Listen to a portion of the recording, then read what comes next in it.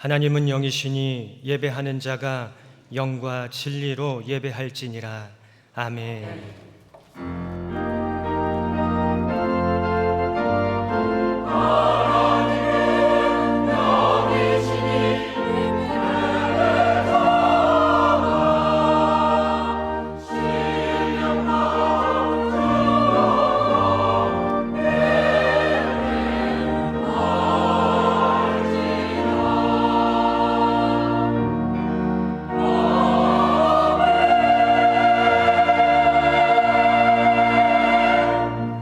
거룩하신 하나님 아버지, 저희들을 고아와 같이 버려두지 않으시고 보혜사를 보내주셔서 진리 되시는 예수님 따라 살게 하시고 오늘 예배의 자리에 불러주시니 감사합니다. 오늘 성령 강림 주일로 하나님 앞에 예배드릴 때 오순절 마가의 다락방에 임하셨던 보혜사 성령님께서 동일하게 임재하여 주셔서 저희들의 예배가 저희들의 몸을 하나님 기뻐하시는 거룩한 산 제물로 드리는 영적 예배 되도록 인도하여 주옵소서. 예수님의 이름으로 기도드립니다. 아멘. 모두 일어나셔서 찬송가 1장으로 하나님께 찬송 드리겠습니다.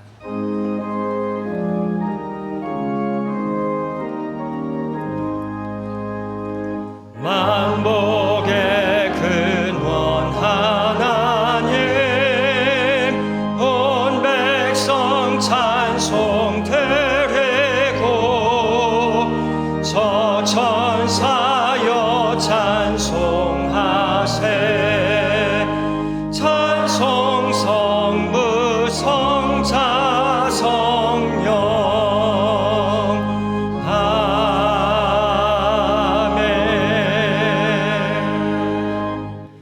다 함께 성시교독하시겠습니다. 오직 하나님이 성령으로 이것을 우리에게 보이셨으니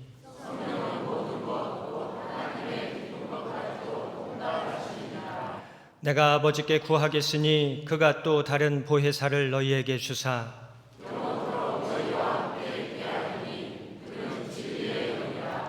보혜사 곧 아버지께서 내 이름으로 보내실 성령,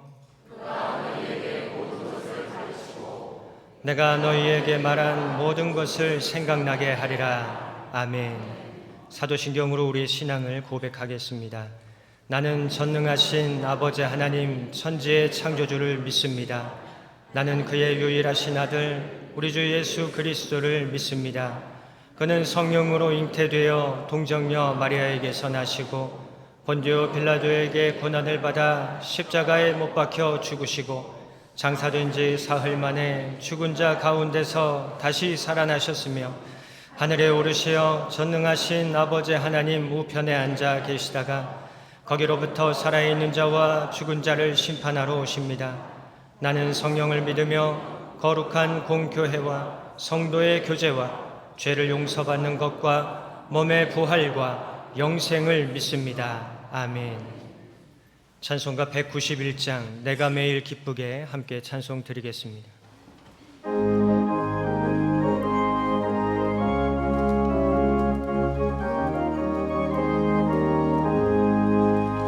내가 매일 기쁘게 순례의 길 행함은 주의 팔이 나를 안보함이요. 내가 주의 큰 복을 받는 참된 비결은 주의 영이 함께함이라. 성령에 계시네 할렐루야 함께하시네. 좁은 길을 걸으며 밤낮 기뻐하는 것 주의 영이 함께함이라. 전에 죄에 빠져서 평안함이 없을 때 예수 십자가의 공로 힘입어 그 발 아래 엎드려 참된 평화 얻으면 주의 영이 함께함이라. 성령에 계시네 할렐루야 함께하시네. 좁은 길을 걸으며 밤낮 기뻐하는 것 주의 영이 함께함이라. 나와 동행하시고 모든 염려하시니 나는 숲의 새와 같이 기쁘다. 내가 기쁜 마음으로 주의 뜻을 행함은 주의 영이 함께함이라. 성령의 계시네 할렐루야 함께 하시네. 좁은 길을 걸으며 밤낮 기뻐하는 것 주의 영이 함께함이라. 세상 모든 욕망과 나의 모든 정욕은 십자가에 이미 못을 박았네. 어두운 밤이 지나고 무거운 짐 벗으니 주의 영이 함께함이라. 성령의 계시네 할렐루야 함께 하시네. 좁은 길을 걸으며 밤낮 기뻐하는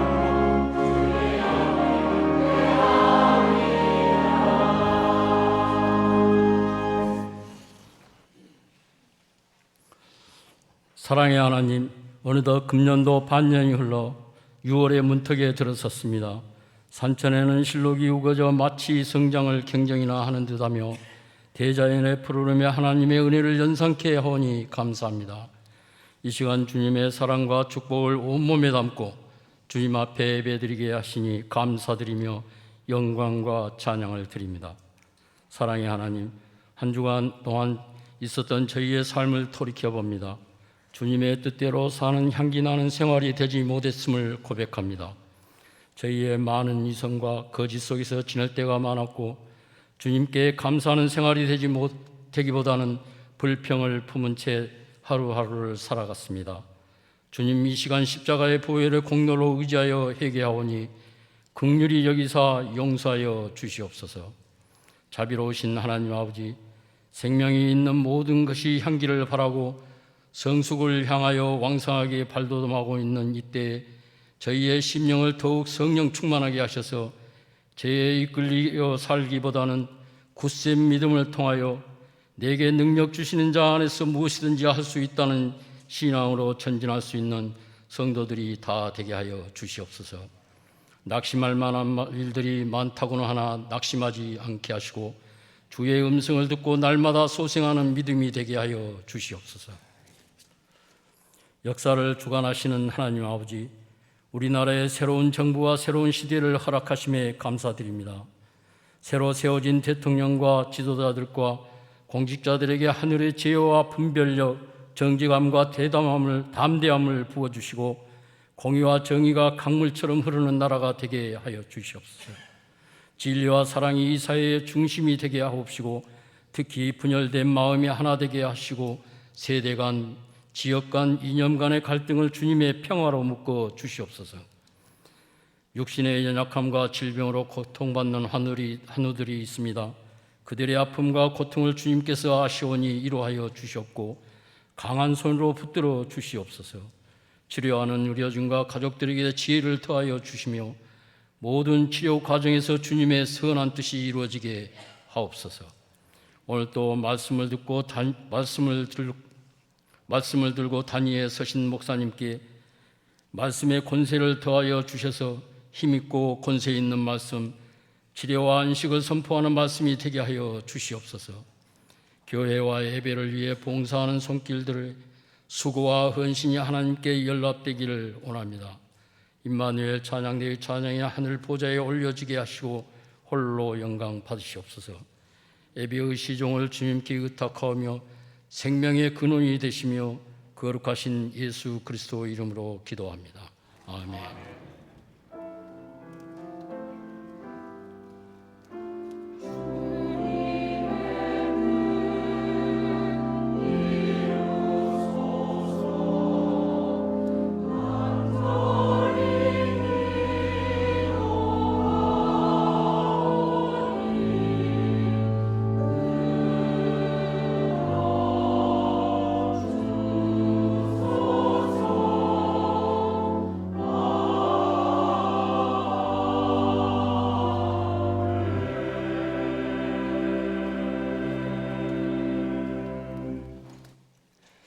오늘 하나님께서 우리에게 주시는 말씀은 신약의 말씀 고린도전서 12장 7절의 말씀입니다. 이 말씀은 신약성경 278쪽에 있습니다.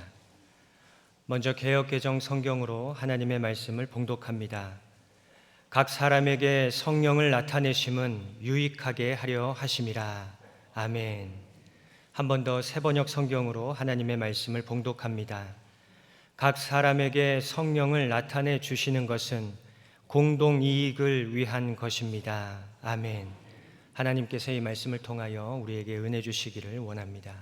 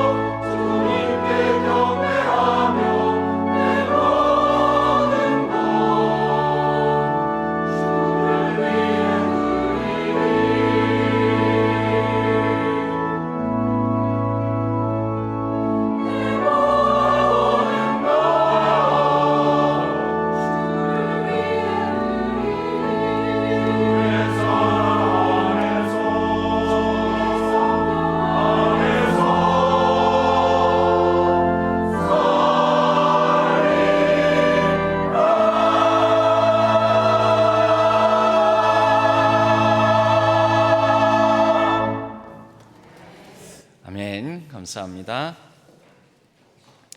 예배 시간에 맞춰서 나오기도 힘든데 예배 시간 전에 1시간 이전부터 이렇게 나와서 찬양을 준비하고 또 예배를 위하여 이렇게 헌신하는 게 쉽지만은 않습니다. 하나님께서 영광 먼저 받으셨을 거고 또 하나님께서 우리가 서로를 격려하는 모습을 기뻐 받으실 거라고 믿고 이 박수로 우리 격려해 주시면 감사하겠습니다.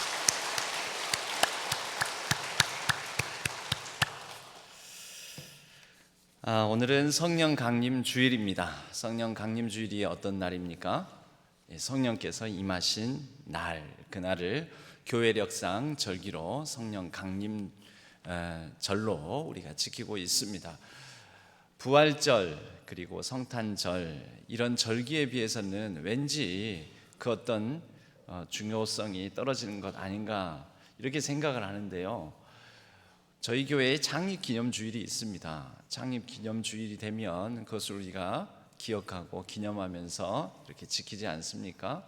그런데 우리 신한교회의 창립기념주일 이전에 모든 이 세상의 공교회, 이 세상의 모든 예수 그리스도를 믿는, 예수 그리스도를 머리로 하는 공교회의 창립기념주일이 언제냐? 오늘입니다. 오늘. 모든 교회의 창립기념주일. 왜냐하면 우리가 거룩한 공교회와 성도의 교제와 이것을 믿는다고 사도신경의 마지막 부분에서 고백하지 않습니까? 거룩한 공교회, 모든 예수 그리스도를 주로 모시는 공통의 교회, 모든 교회들의 이 시작은 성령 강림 사건으로 말미암아 오늘 시작된 것입니다. 그게 성경이 우리에게 증언한 바고 실제 교회사, 교회 역사가 그렇게 우리에게 증언하고 있습니다. 그러니까 오늘은 교회의 시작, 생일이죠. 생일. 모든 교회의 생일이죠. 오늘 이런 성령 강림 사건을 맞아서 우리가 또 성령에 관하여 우리가 얘기를 한번 나눠보고자 합니다. 오늘은 핵심 키워드를 리 시리즈로 리와인드 이렇게 잡아보았습니다. 리와인드 성령과 함께 리플레이, 리플레이. 이게 매우 성령의 사역을 이해하는 데 있어서 매우 중요한데요. 리는 다시라는 뜻이죠. 근데 저는 이 리와인드라는 단어를 풀어서 리 그리고 바람을 뜻하는 윈드, 윈드 다시 바람으로 어떤 바람일까요? 성령이 바로 바람이시거든요. 성령을 뜻하는 단어가 루아흐라는 단어를 사용하는데 창세기에서는 이 루아흐 성령 하나님의 영이 하나님의 생기, 숨결 이런 뜻을 가진 말로 나타납니다. 그래서 아담의 코에 생기를 불어넣으시니 그 생기가 바로 루아흐, 다른 번역으로는 바람, 코에 후 하고 하나님께서 바람을 집어넣으신 거죠. 그래서 리윈드, 다시 바람으로, 다시 성령의 숨결로, 다시 성령의 능력으로 이런 의미를 가진 단어로서 리윈드라는 키워드를 성령 강림 주일 오늘 잡아보았습니다. 리와인드는 원래 뜻은 되감다라는 그런 동사입니다. 예전에 카세트 테이프로 우리가 노래를 들었던 시절이 있습니다. 요즘은 뭐 스마트폰만 가지고 있으면 이렇게 다시 감을 일이 없죠. 근데 예전에는 방금 그 노래 너무 좋던데 나 또 들어야 되겠다, 다시 들어야 되겠다 하면 어떤 버튼을 누릅니까? 계속 플레이가 되니까 스탑을 딱 누르고 어떻게 해요? 되감아야죠. 방금 지나가 버린 노래, 방금 들었던 그 노래 다시 들으려면 어떤 버튼을 누르잖아요. 그 버튼이 바로 리와인드 버튼입니다. 되감는 기능을 가진 버튼을 눌러서 얼만큼 딱 누르고 이제 됐으려나 하고 다시 플레이를 해보면 아이고 아직 안 돌려졌네. 그럼 더 돌리고 또 리와인드 버튼을 한참 눌러서 해보면은 이미 더 앞으로 가버린 거예요. 아이고 야 다시 또 빨리 감기 하기보다는 그냥 앉아서 들으면서 기다리자. 내가 좋아하는 곡, 그 네 번째 곡이 나오기를 기다리자 하고 그랬던 그런 시절이 있었습니다. 요즘은 그런 아날로그 감성이 사라졌죠. 디지털 시대가 되어서 요즘 젊은이들은 요즘 20살 이하 우리 젊은 세대들은 그런 카세트 테이프에 대한 이해가 아예 전무할 것입니다. 그때 리와인드 버튼, 그 버튼이 바로 되감다라는 뜻을 가진 동사였습니다. 여러분 오늘날 우리가 성령에 대한 이해 그리고 성령으로 말미암아 시작된 교회에 대해서 리와인드 우리가 다시 되감을 필요가 있습니다. 한번 생각해 볼 필요가 있다라는 거죠. 그래서 오늘은 이 성령의 역할에 대해서 고린도 교회에 주시는 사도 바울의 핵심적인 메시지, 고린도전서 12장 7절 이 한 절, 이 본문을 바탕으로 성령의 역할과 성령에 대한 올바른 이해에 대해서 이 몇 가지, 오늘은 공이라는 한자 단어를 총 6개를 쓸 텐데요, 3가지는 올바른 이해, 3가지는 잘못된 이해, 이렇게 나누어서 우리가 살펴보고자 합니다. 이 말씀을 살피기 이전에 이따가 설명을 드릴 거예요. 지금 안 적으셔도 돼요. 이따가 적으셔도 돼요. 고린도 지역과 고린도 교회에 대해서 먼저 어떤 문제가 있었는지 우리가 살펴볼 필요가 있습니다. 왜 고린도전서 12장 7절 이 말씀이 나오게 되었는지. 먼저 고린도 지역은 매우 번성하고 번역하는 무역 항이, 지중해에서도 이쪽 저쪽 모든 물건들이 모이고 여러 민족들이 모이고 그렇게 매우 많은 인구를 가지고 매우 많은 사람들이, 많은 물자가 드나드는 그런 입지가 좋은 위치에 있는 도시 국가였습니다. 코린트, 우리 세계사에서는 코린트라고 나오는데요, 그 발음이 성경에서는 고린도라고 이렇게 성경에는 번역이 되어서 우리가 발음하고 있습니다. 이 고린도가 어떤 정도였냐면 함께 모이고 또 뱃사람들이 항해를 끝내고 또 들리고 그곳에서 무역을 거래하면서 목돈을 만지고 그걸 가지고 오랫동안 내가 바다에서 지내느라고 힘들었는데, 그래서 여기에서 매춘, 유흥, 율락 이런 일들이 많이 일어나게 되었습니다. 다시 말하자면 매우 성적으로 문란하고 방종이 있는 자유분방, 성적으로 방종이 있는 그런 지역이 고린도 지역이었다는 거죠. 그래서 이렇게 표현을 하는 거예요. 상대방 보고 매우 성적으로 문란하고 방탕하고 자유분방하고 이런 사람을 향해서 야, 넌 참 고린도스럽다. 넌 참 고린도스럽다. 이렇게 얘기를 하는 거예요. 그런 표현이 실제 존재했습니다. 무슨 뜻이냐면 넌 왜 이렇게 음탕하냐, 왜 이렇게 성적으로 방종하느냐, 이런 음행을 저지르는 사람에게 고린도스럽다 이렇게까지 표현하는 말이 신조어가 생겨날 정도로 고린도 지역의 특징이 그랬습니다.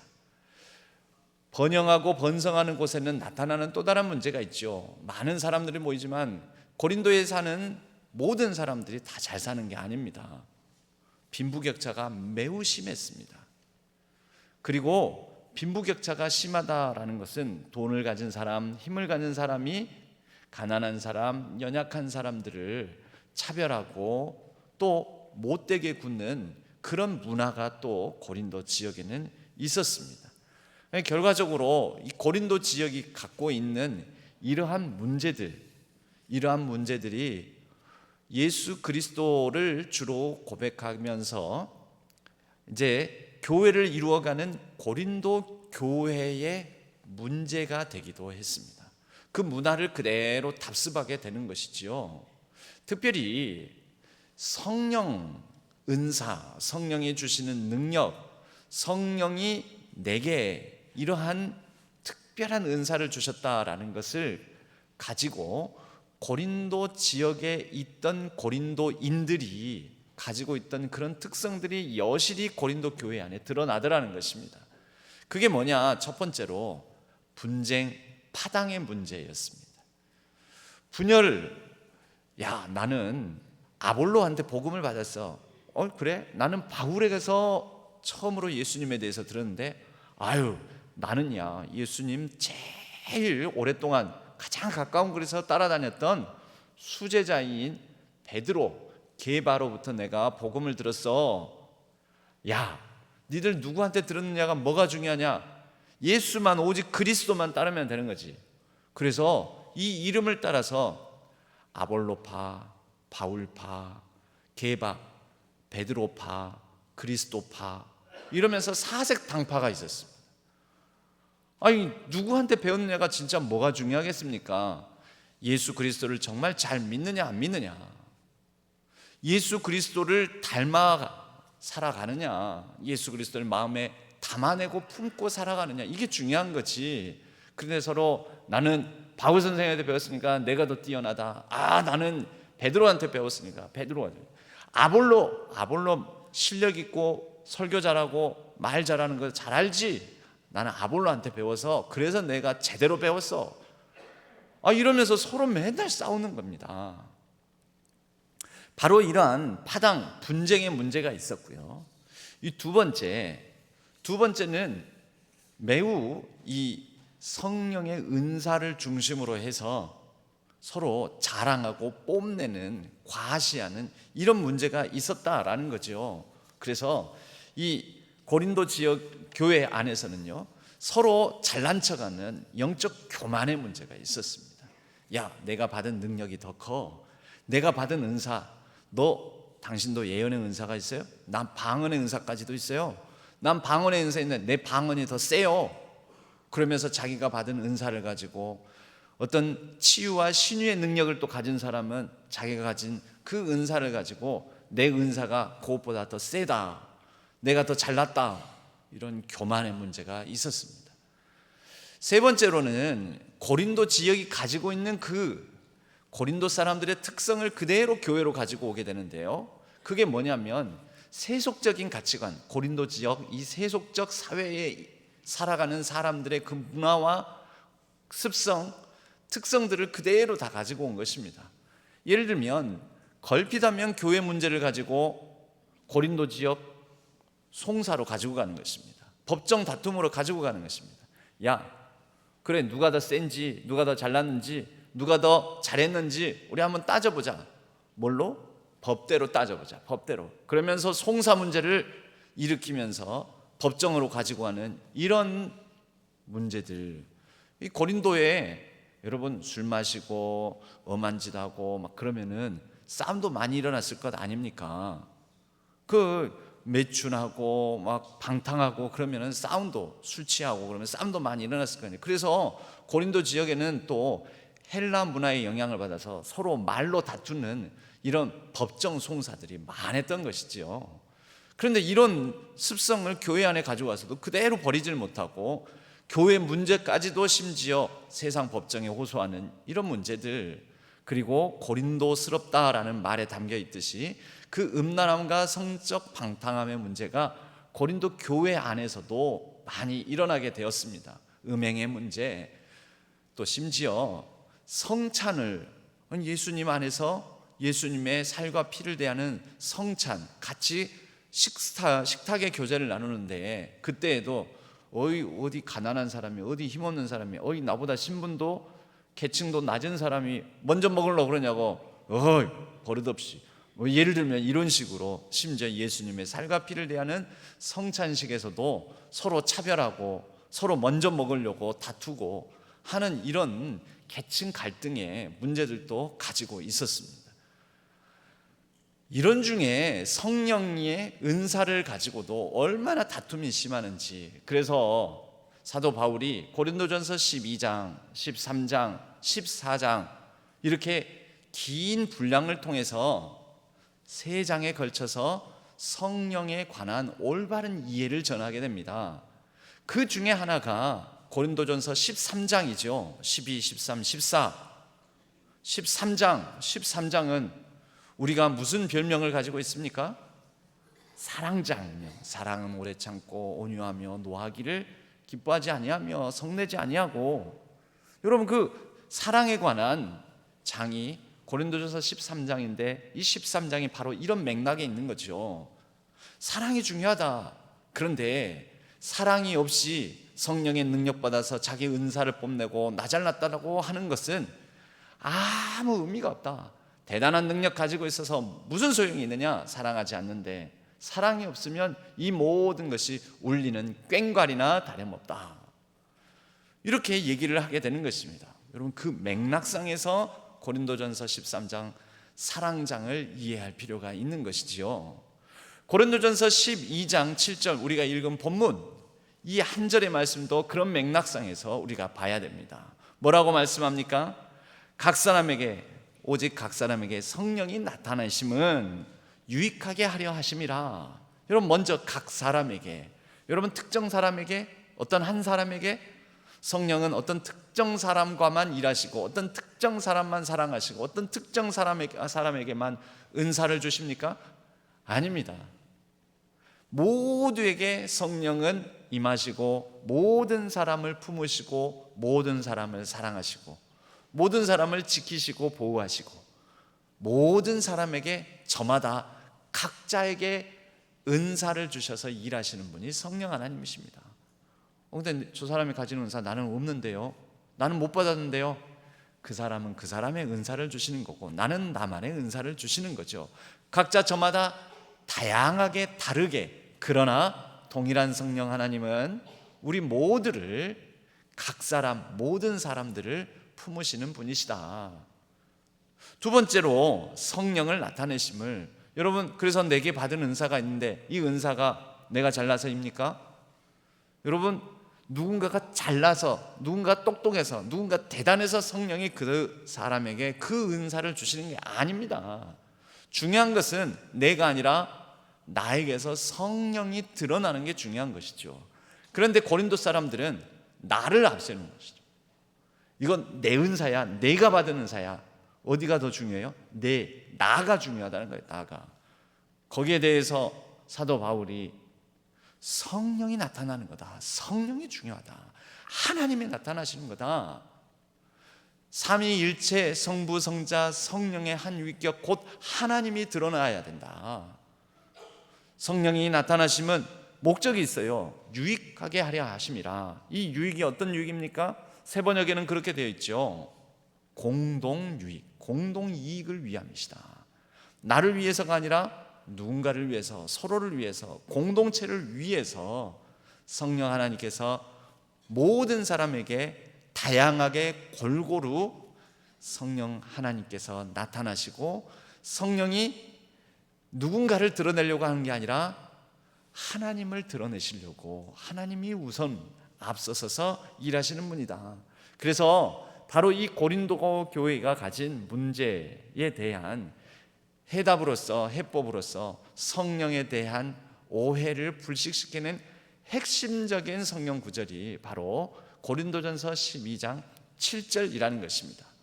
우리는 이 말씀에 근거하여 리윈드, 다시 성령의 숨결 그 샘기 호흡을 받아 마시고 누리고 그 새바람을 일으켜야 할 줄로 믿습니다. 그럼 이것을 몇 가지 한자 공으로 정리를 해볼 수가 있는데요. 먼저는 성령에 대해서 이 고린도전서 12장 7절을 정리하면 세 가지 공이라는 한자로 설명할 수가 있습니다. 첫 번째 공은 함께하는 분, 함께 공동체적인 역할을 하시는 분이 성령님이십니다. 누군가는 성령을 사적으로 유용, 사적으로 소유, 사적으로 이용하려는 분들이 있습니다. 여러분, 성령은 사적인 분이 아니십니다. 물론 우리 한 개개인들을 그 사람의 상황과 형편에 맞춰서 위로하시고 우리를 보호하시고 돌보시는 분이시긴 하지만, 그 성령을, 우리 성령의 능력에 힘입어서 일을 할 때에는 성령은 우리로 하여금 함께 하기를 원하신다라는 것이죠. 이 첫 번째 공은 함께, 같이 공자입니다. 우리 저희 교회 표도 올해 더불어 함께라고 잡지 않았습니까? 이 더불어 함께가 이 공자입니다. 함께 공자. 성령은 매우 공동체적인 영이십니다. 두 번째 공은 공익, 공공성이라고 말할 때의 공자입니다. 공평할 공, 우리가 공사를 구분해야지 할 때 앞에 공자가 이 공자이고요, 뒤에 사자가 개인적인, 개인이 아니라 모든 서로 더불어 함께하는 그 어떤 공공의 유익을 위해서 일하시는 분이시다. 여러분, 한 개인이 그 은사로, 그 능력으로 개인의 이익을 도모하라고 성령께서 은사를 주시고 능력 주시는 게 아니라 공동체를, 공적인 유익을 위해서 사용해서 공동체를 바로 세우라고 성령께서 일하시는 것이지요. 두 번째 공이 바로 이렇게 공평할 공, 공변할 공, 공공의 공, 바로 이 공입니다. 세 번째 공은 무엇입니까? 여러분, 우리가 더불어 함께 하려고 하고 나의 사적 이익이 아니라 공공의 이익을 도모하고자 하려면 자기를 비워야 됩니다. 자기를 내려놔야 됩니다. 성령 하나님은 공적으로 일하시고 공동체를 위하여서 일하시는 분이신데, 성령 하나님께서 일하시는 방법 자체가 자신을 비워서 일을 하십니다. 어떻게 해요? 여러분, 성령은 형체가 없으시지 않습니까? 이 형체가 없으신 영이신 영이라는 것이 비움의 의미를 가지고 있습니다. 또 삼위일체 하나님이시지 않습니까? 삼위, 성부, 성자, 성령. 그런데 일체가 되려면 어떻게 될까요? 자기를 비우지 않고는, 성령은 성자를 위하여서 자신을 비우십니다. 성부 하나님의 말씀이 깃들 수 있도록 자신을 감추십니다. 성자 예수님, 종의 형체를 가지셨습니다. 자기를 비우시고 종의 형체를 가지사 성부 하나님의 섭리와 계획이 성자 예수 그리스도를 통하여 나타날 수 있도록, 그분께서 계획하신 바가 성취될 수 있도록 자기 자신을 비우셨습니다. 케노시스라고 말을 합니다. 자기 비움, 자기를 낮추시고 자기를 비우셔서 하나님의 온전하신 뜻이 드러날 수 있도록.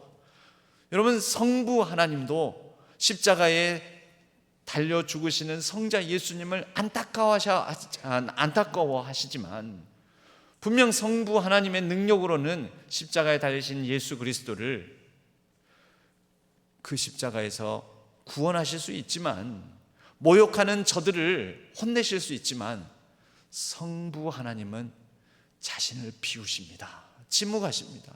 여러분, 성부, 성자, 성령 하나님은 항상 같이 일을 하시는데 서로를 비워 함께 일하시고, 자기의 이익을 위해서가 아니라 더불어 함께 서로의 유익을 위하여, 또 인류를 위하여 함께 일을 하시는 것이죠.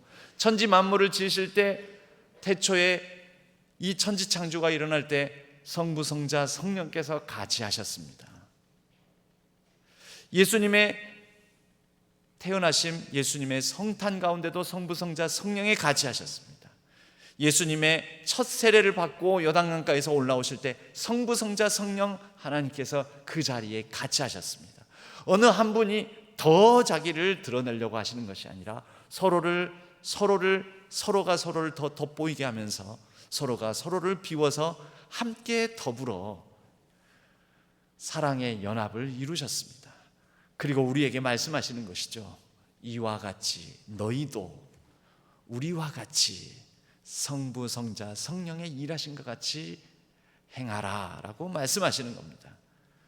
여러분, 이게 바로 성령에 대한 올바른 이해이지요. 여러분, 혹시 성령 충만한다고 하면서 이 세 공에서 멀어져 있다면, 공동체적이지도 않고 공공의 유익을 끼치려고 공공성도 띠지도 못하고 또 자기를 비우는 바가 없다면, 여러분, 저는 잘 모르겠습니다. 적어도 성령의 일하심은 아닙니다. 성령의 능력으로 행하시는 것은 아닙니다. 성령의 뜻에 따라서 행하시는 것 아닙니다. 교회를 이루어갈 때도 마찬가지입니다. 여러분, 교회가 무엇을 추구해야 됩니까?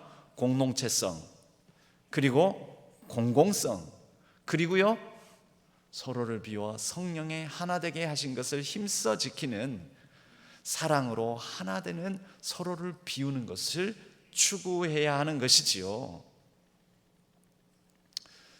제 얘기 지금 듣고 있는 것이죠? 너무 조용하셔가지고 지금 마음과 생각을 다 비우고 계시는 겁니까? 그러면 우리가 성령에 대한 잘못 이해를 하고 잘못 내가 성령으로 일한다 하면서 잘못 행하고 있는 게 있습니다. 그것도 세 가지 공으로 말할 수가 있습니다. 첫 번째 공은 자신의 공을 앞세우는 것입니다. 이거 내가 한 거야. 이건 내가 잘나서 한 거야. 이건 내가 얻은 거야. 자신의 공적을 앞세우는 거. 자신의 공을 앞세우는 공공자. 여러분, 성령은 그런 분이 아닙니다. 성령도 자기의 공을 내세우시지 않는다니까요. 오히려 자기를 비워 성자 예수님이 드러나시도록 하는 분. 성령 하나님은 항상 성자 예수님께서 이 땅에서 행하신 바를 우리로 마땅히 기억나고 생각나고 올바르 깨달을 수 있도록 도와주시는 분. 성부 하나님의 계획이 이 땅 가운데 온전히 이루어질 수 있도록 모든 생명을 공평하고 공정하게 대하시는 분. 그런데 우리는 자기 공을 앞세운다라는 거죠. 두 번째, 여기에서 자기 공을 앞세우다가 그 다음으로는 남을 공격하기까지 합니다. 공격할 공. 야, 네가 뭐가 잘났어? 너 교회 몇 년이나 다녔어? 이러면서 공격을 해요. 자기가 성령에 힘입어 좀 은사를 받았다고 그 은사를 가지고 남을 쳐요.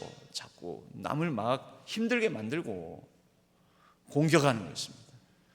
서로 비방하고 서로 공격하고. 여러분, 이것은 성령은 그렇게 일하시는 분이 아니십니다. 세 번째 공은요, 두려워하게 만드는 겁니다. 공포심, 공포를 안겨주는 것이죠. 여러분, 성령의 은사, 성령의 능력 받은 분들이 여러분 기도 많이 하다 보면 그럴 수 있기는 있는데요, 또 일부러라도 겁나 거룩하고 위험 있는 척하면서 할렐루야 막 목소리부터가 막 이상한 목소리 쫙 깔면서 쉰 목소리 막 내면서 할렐루야 아멘 막 이러면서, 그러면서 뭔가 위험 있고 뭔가 막 두려움에 막 휩싸이게끔 만들고. 여러분, 성령은 그런 분이 아니세요. 그냥 할렐루야 그냥 그러면 되지 뭐. 할렐루야 할렐루야 뭐 이렇게 할 필요가 뭐가 있습니까? 그냥 내 원래 목적권, 내 원래 캐릭터대로, 내 원래 가진 성령께서, 하나님께서 내게 주신 내 품성대로 그렇게 살아가면서 대단한 척도 하지 말고, 대단히 무게 있는 척도 하지 말고, 위선 부리지 말고. 여러분, 성령의 은사를 카리스마라고 합니다. 우리가 근데 그 카리스마라는 단어에 대해서 오해가 있죠. 카리스마 하면은 저 사람은 권세가 있고 권위가 있고 뭔가 대단한 능력이 있는 것처럼 보여서 두렵게 만드는, 저 사람 참 무서워, 벌벌 떨게 만드는, 여러분 이런 것을 카리스마라고 생각하는데, 카리스마의 원래 뜻은 성령의 은사를 카리스마라고 합니다. 원래 은사라는, 이 성경의 은사라는 단어가 카리스마라는 단어입니다. 그런데 이 은사라는 단어는 더 쉬운 말로 하자면 선물입니다. 선물. 영어로는 기프트, 선물이에요. 선물. 성령 하나님은 우리에게 은사를 주십니다. 이것은 하나님이 우리에게 주신 선물입니다. 어떤 사람은 말을 잘하는 은사, 어떤 사람은 남의 말귀를 잘 알아듣는 은사, 어떤 사람은 예쁜 얼굴이 예쁜 은사, 어떤 사람은 키가 큰 은사, 어떤 사람은 어떤 복잡한 문제도 단순하게 이해하고 단순하게 이것을 풀어나가는 은사, 다스림의 은사, 섬김의 은사, 요리를 잘하는 은사, 청소 잘하는 은사, 노래 잘 부르는 은사, 그림 잘 그리는 은사. 여러분 다 뭐예요? 하나님께서 주신 선물이라는 거죠. 선물. 서로 다른 은사를 주십니다. 서로 다른 선물을 주십니다. 그 선물을 가지고 뭐 하라고요? 서로 섬기라고요. 서로 섬기라고요. 여러분, 이 은사는 누군가를 두려워하게 만드는 게 아니라 누군가를 평안케 하는 거. 성령은 어떤 분이십니까? 평안의 영이십니다. 성령이 우리에게 임하시면 먼저는 내가 평강을 누리고, 성령이 나를 통해서 일하시면 나로 말미암아 누군가 평안케 만드는 일을 합니다. 내가 평안해지고 평강을 누리면 내가 누리는 이 하늘의 평강이, 하나님 나라의 평강이 누군가에게도 전해지고, 누군가를 편케 만들고, 누군가를 자유케 만들고, 누군가 얽매이고 여러 얽히고 설킨 문제들로부터 자유함을 누릴 수 있도록 해주는 것, 이 성령이 하시는 일입니다. 그것을 위하여서 성령이 선물을 주셨는데 그게 은사이고 그것이 카리스마입니다. 와, 저 사람 카리스마 있다. 와, 무섭다. 와, 목소리 봐봐. 할렐루야. 이게 아니고, 저 사람 얘기를 들으면 마음이 참 편해져. 저 사람과 같이 있으면 참 내가 마음에 자유함이 있어. 저 사람하고 있으면 참 좋아. 예수님께서 두려워 벌벌 떠는 제자들에게 부활 후 처음으로 나타나셔서 뭐라고 말씀하십니까? 첫 마디가 무엇인가요? 평강, 샬롬, 평강이 있을지어다 라고 말씀하시지 않습니까? 여러분, 우리는 나의 삶을 통하여, 나의 신앙생활을 통하여, 나의 예배생활, 나의 기도생활을 통하여 누군가에게 평강을 끼치고 있습니까? 샬롬, 평강이 있을지어다, 평안하십시오, 내가 당신 곁에 있습니다, 평안하세요, 힘내세요. 여러분, 우리가 그러고 있습니까? 그렇게 안 하고 있다면 성령의 카리스마가 지금 작동되지 않고 있습니다. 성령의 카리스마가 없는 것입니다. 아유, 무서워, 아유, 두려워, 아유, 저 사람 근처에 가기도 아유, 힘들어. 여러분, 그게 카리스마가 아닙니다. 그것은 세상이 말하는 세상의 가치관으로 고린도식으로 변형된 잘못된 카리스마인 것입니다. 여러분, 성령은 교회 안에서만 일을 하실까요? 여러분, 하나님은 교회 안에서만 하나님이십니까? 교회 밖에 온 세계 만물의 하나님이십니까? 만물의 하나님이시지요. 그러므로 성령 하나님도 교회 안에서만 일하시지 않습니다. 예수 믿는 사람만 사용하시지 않습니다. 온 세상의 모든 사람들을 성령 하나님은 사용하십니다. 온 세계 역사 가운데서 성령 하나님은 일하십니다. 성령 하나님께서 어떻게 일하신다고요? 공공공으로 일하신다고요. 공적으로, 그리고 공공성으로, 공동체적으로. 여러분, 역사 가운데도 보면 예수를 안 믿었지만 이 성령의 사람으로서, 성령께서 사용하시는 사람으로서 일했던 역사상 인물들이 있습니다. 예를 들면요, 우리나라로 따지면 세종대왕 같은 분. 여러분, 세종대왕이 그 힘과 권력으로, 자신이 가진 그 힘으로 자기 멋대로 정치를 할 수 있는데 무슨 정치를 하셨나요? 내가 이를 어여삐 여겨, 어여삐 여겨. 그 후민정음 창제에 그 정신이 담겨져 있죠. 백성이 중국과 달라, 문자가 서로가 달라 서로 사마띠 아니할세. 여러분, 외우신 적 있죠? 옛날 분들은 많이 외우셨어요, 후민정음 그 서문을. 그래서 중국과 달라 백성들이 괴로움을 당하고 있으니 이 백성을 어여삐 여겨, 불쌍히 여겼다라는 거죠. 그건 뭡니까? 공감하는 거죠. 공감. 거기에서도 공자가 나오지 않습니까? 공감하여 양반들의 그 반대에 부딪히면서도 한글을 만들어서 모든 백성이 편히 읽고 쓰게 만드시는 거예요. 이런, 바로 이게 공공성이죠. 공적 유익을 위하여서. 바로 이런 애민 사상, 애민, 백성을 사랑하고, 그리고 위민, 백성을 위하고, 여민, 백성과 함께 가고. 그럼 여기에 바로 성령께서 이 땅을 다스리시는 성령의 역할이, 그 역할을 감당한 역사 속 그런 모습이 보이지 않습니까? 하나님은 이렇게 세계를 운영하시고 경영해 나가고 계시는 거죠. 예수 믿는 사람들이 그것을 잘 못하면 예수 안 믿는 사람을 사용해서라도 이렇게 일하세요. 이런 중국의 청나라 황조를 무너뜨린 신의 혁명을 일으킨 순원이라는 분이 있습니다. 순원이라는 분이, 이분이 그 모토로 삼았던, 자신의 인생 철학으로 삼았던 말이 있습니다. 대도, 한번 띄워주세요. 예, 대도지행 천하위공. 큰 도가 이 땅에 행하여지면 천하 모두는 모든 사람의 것이다. 천하는 무슨 말이냐? 한 사람의 것이 아니라는 거죠. 예전에는 청황제를 천자라고 했습니다. 천하가 다 이 천자의 것이다, 황제 한 사람의 것이다 라는 것입니다. 신의 혁명을 일으켰던 그 첫 출발점은 바로 이 말입니다. 대도, 큰 도가 행하여지면 여러분, 우리는 그 큰 도를 뭘로 봅니까?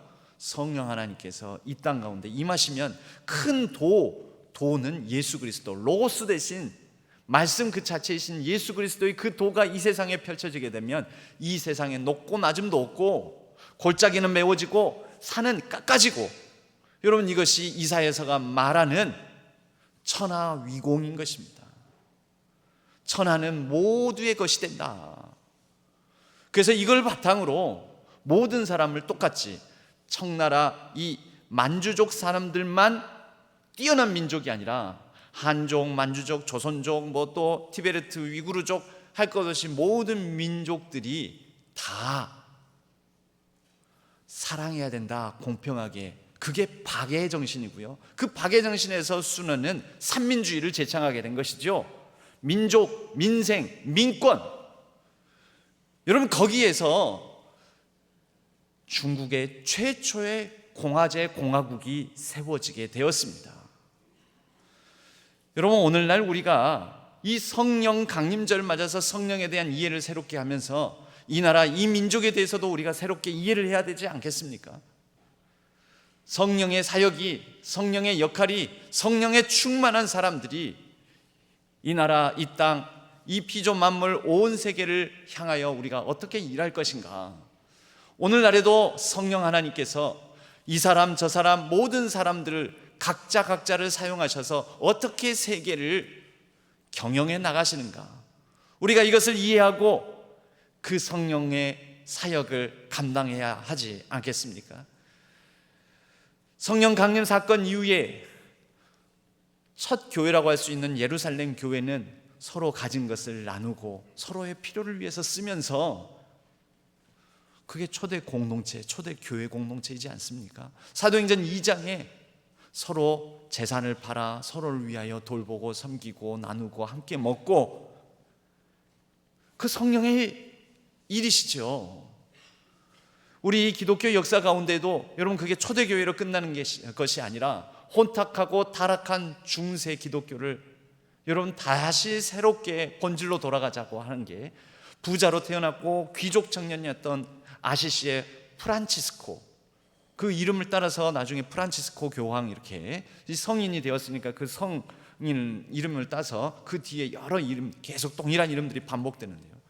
아시시의 프란치스코, 이분은 자신이 굉장한 부자로 또 그 유산을 다 물려받을 귀족 청년으로 태어났지만 그것을 버리고 가난한 사람들을 돕고 가난한 사람들과 나누고, 성령의 사람인 것이죠.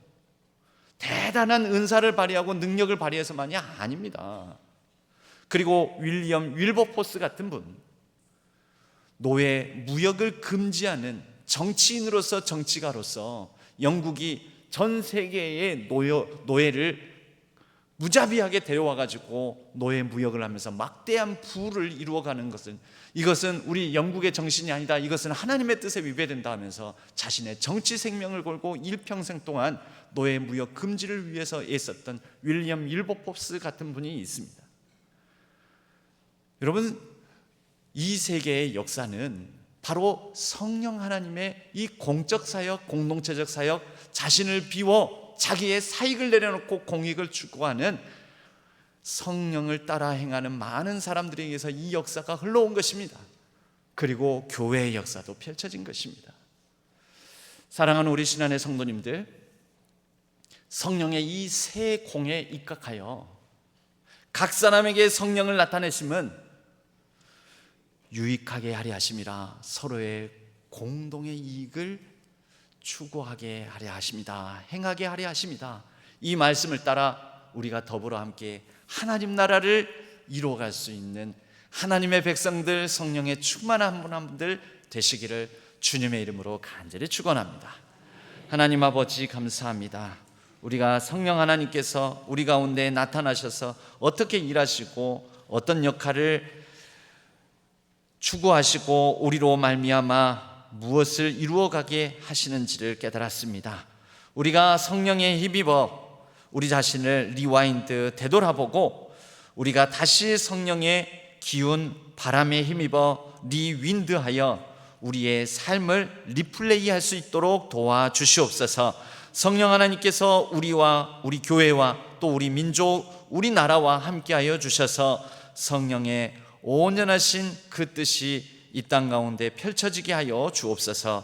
의지하옵고 우리 주 예수 그리스도의 이름으로 간절히 기도하옵나이다. 아멘. 찬송가 218장 함께 찬송 드리겠습니다.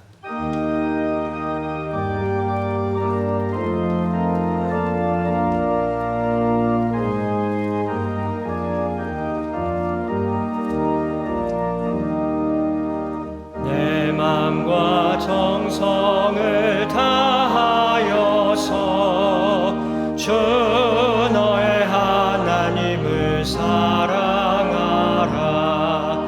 내 몸을 아끼고 사랑하듯 형제와 이웃을 사랑하라. 주께서 우리에게 명하시니 그 명령 따라서 살아가리. 널 미워 해치는 원수라도 언제라도 그렇게 사랑하라. 널 핍박하는 자 위에서도 진실한 마음으로 복을 빌라. 주께서 우리에게 명하시니 그 명령 따라서 살아가리. 나 항상 주님을 멀리하고 형제를 사랑하지 못하였다. 이러한 죄인을 사랑하사 주께서 몸부려 죽이셨다. 속죄의 큰 사랑 받은 이 몸 내 생명 다 바쳐 충성하리.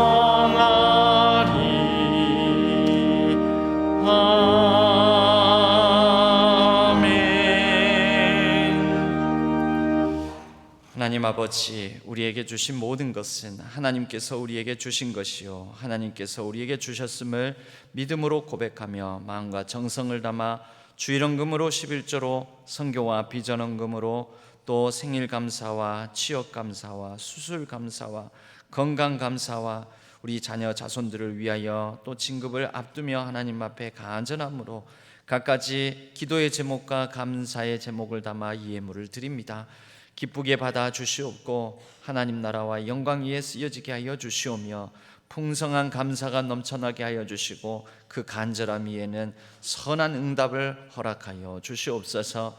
우리 모든 몸과 마음이 연약한 환우들을 돌봐주셔서 싸매어 주시고 거쳐주시고 하나님의 능력에 힘입어 속히 병상을 털고 일어나게 하여 주시옵소서.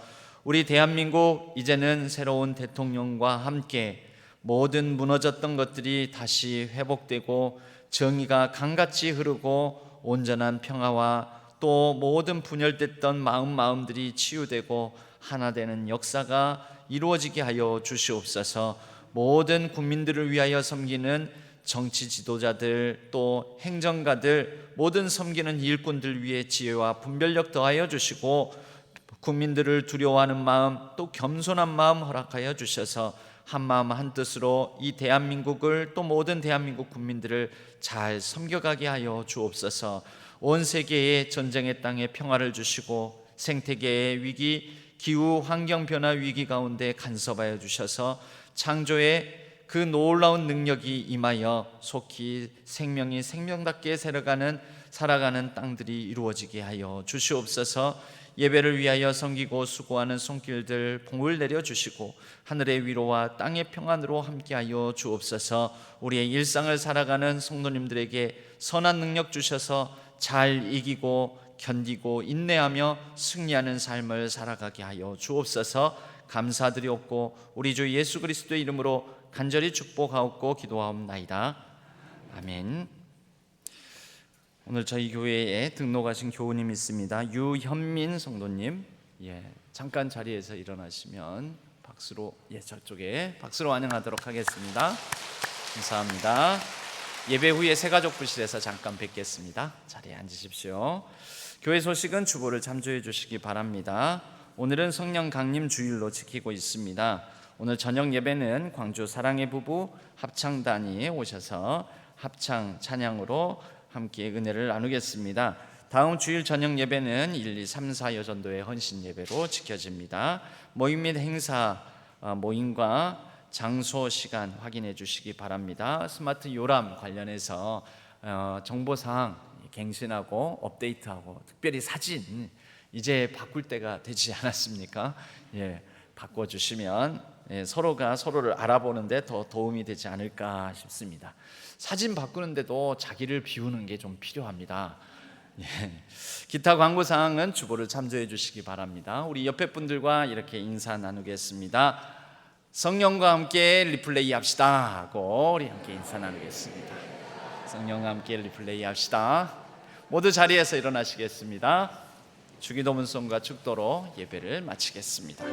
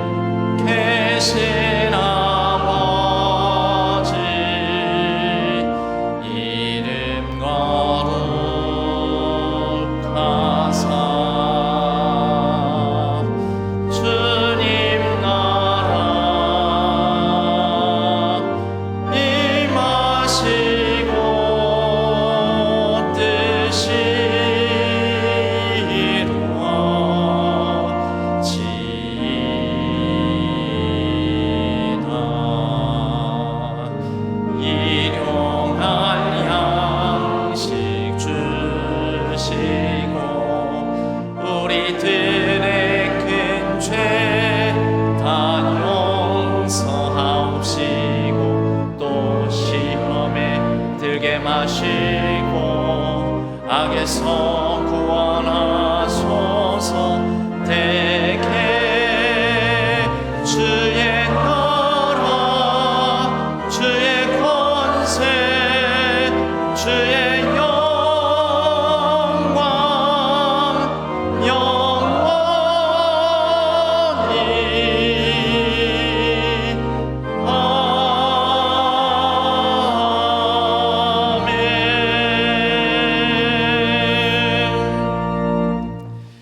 이제는 우리 주 예수 그리스도의 은혜와 하나님 아버지의 지극하신 사랑하심과 성령 하나님의 위로 교통하심이 성령에 힘입어 성령의 숨결을 따라 우리의 삶을 공적으로 공공의 유익을 위하여 공동체적으로 자신을 비워 서로 사랑하며 살아가고자 다짐하는 우리 신안의 모든 성도님들 위해 우리 조국 대한민국 위에 온 세계 열방 위에 이제로부터 영원까지 함께 하시기를 간절히 축원하옵나이다. 아멘.